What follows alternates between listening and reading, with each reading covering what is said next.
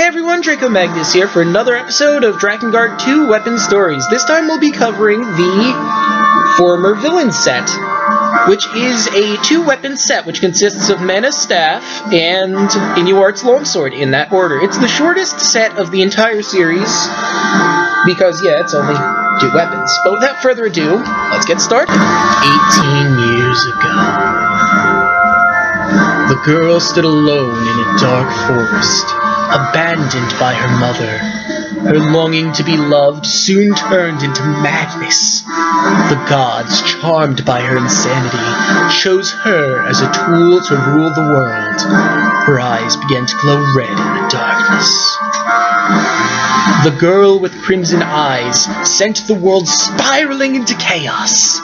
The sight of the world collapsing soothed her. But order was restored by a silent man with a sword. He took her on a journey to atone for her sins. Though she tried to look away, he forced her to face the suffering she had caused. One day, the man looked up to the sky, and hatred filled his eyes. The girl wondered what had happened to make her captor so angry. Spying her opportunity, she stabbed him with a knife she had hidden in her robe and threw herself into the nearby gorge. Several years later, the girl had lost all memory of her crimes and lived in a poor village. She learned about the Knights of the Seal, who oppressed the villagers. In a strange twist of fate, the girl who brought chaos to the world took up this staff and began to destroy the seals once again. In solitary confinement somewhere in the desert, a man was tied to a stake. He had fought to protect the one he loved, but lacked the strength to save her, and stood on the brink of despair. He could remember her smile, but her smiles were directed at her brother. Drifting in and out of consciousness, he was about to accept his fate when a girl appeared before him. Her eyes were a deep crimson and glistened like rubies. She smiled like the pretty little girl that she was, but spoke in a strange voice. It was the voice of neither a child nor an adult. If only I had more strength. Her crimson eyes peered into the weak man's mind. He became the girl's servant.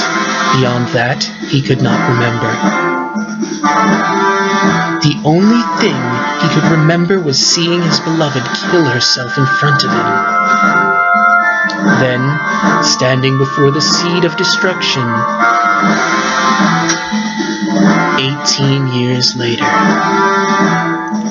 the man's longsword now belonged to a boy raised by a dragon. The sword was used to fight his lover's brother, the one-eyed man. Standing beside the boy was a girl with crimson eyes.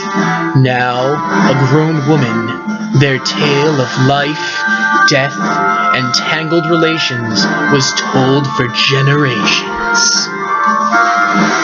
So yeah, that's what happened with Inuart. We don't know really much about what happened. We only know the Seed of Destruction.